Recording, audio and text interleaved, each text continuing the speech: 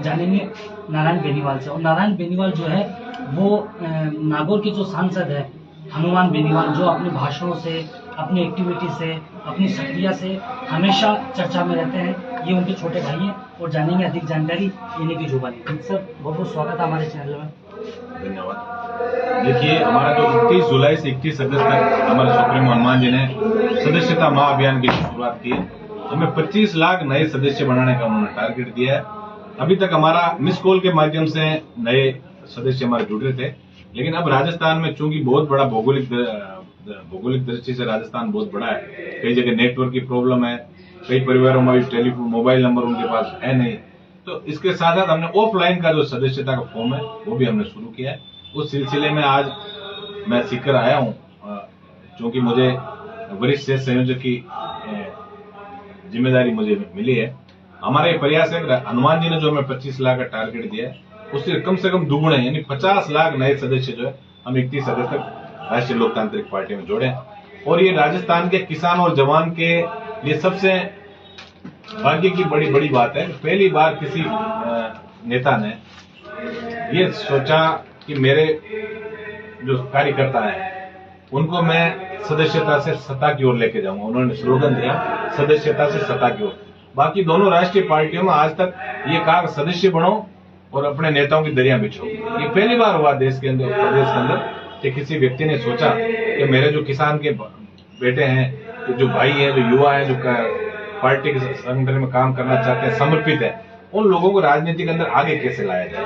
तो सत्ता से सदस्यता से सत्ता की ओर जो नारा दिया हनुमान जी ने, उसी को लेकर आज हम सीकर के अंदर ये हमारे प्रतिनिधि, पार्टी के कार्यकर्ता और पार्टी के पूर्व पदाधिकारी, उनके साथ हमारा गेट टुगेदर भी रहेगा।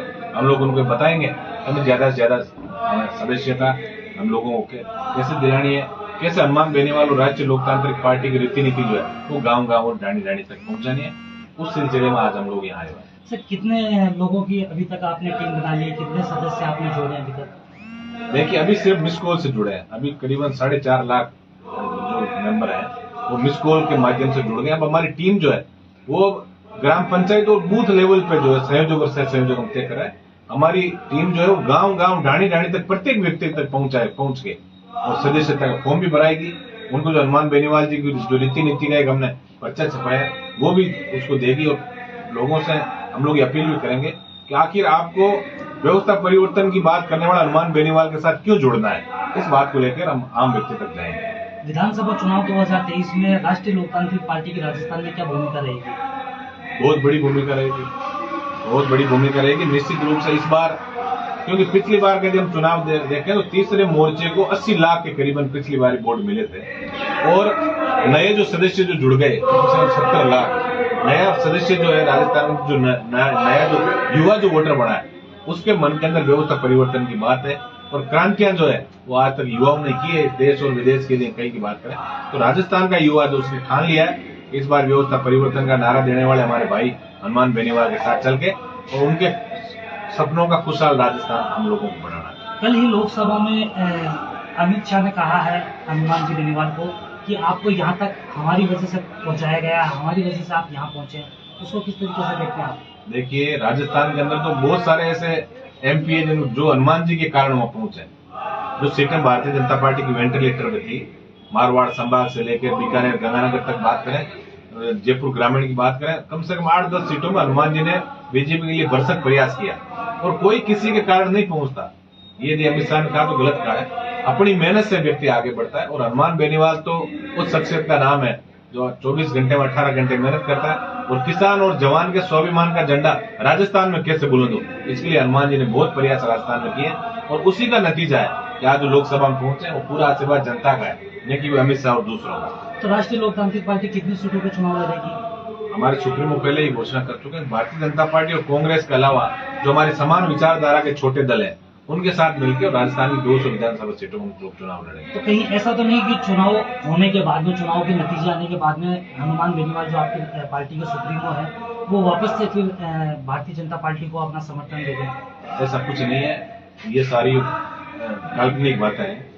मैं कह दिया ना कि हमारा प्रयास जो है वो किसान की जो राजनीति है और जो जवान की राजनीति है वो राजनीति सत्ता के शिखर को हम लोग कैसे पहुंचे, उसको लेकर हम लोग राजस्थान के अंदर प्रयास करें। सर 2 सवाल और आपसे, फिर उसके बाद में आपको फ्री करेंगे। पहला तो ये कि राष्ट्रीय लोकतांत्रिक पार्टी के किसी दूसरे संगठन से गठबंधन करने के लिए तैयार रहेगी? कह दिया ना पहले, हमारी समान विचारधारा के जितने छोटे दल हैं, जो कांग्रेस और भारतीय जनता पार्टी हरियाणा में अपनी महत्वपूर्ण भूमिका निभाए, उनके साथ हम मिलकर चुनाव लड़ेंगे राजस्थान में। और एक लास्ट सवाल आपसे ये है कि जो भारतीय जनता पार्टी या कांग्रेस के जो वरिष्ठ जो बड़े नेता है, वो राष्ट्रीय लोकतांत्रिक पार्टी को पार्टी नहीं मानते हैं, किस तरीके से देखते हैं आप इसको? देखिए, राष्ट्रीय लोकतांत्रिक पार्टी को जो पार्टी नहीं मानते ना, मुझे लग रहा है कुंठित है, कहीं नहीं कुंठा है उनके दिल में दर्द है, और उनको कहीं खतरा लग रहा है राष्ट्रीय लोकतांत्रिक पार्टी से, ही उनको खतरा है।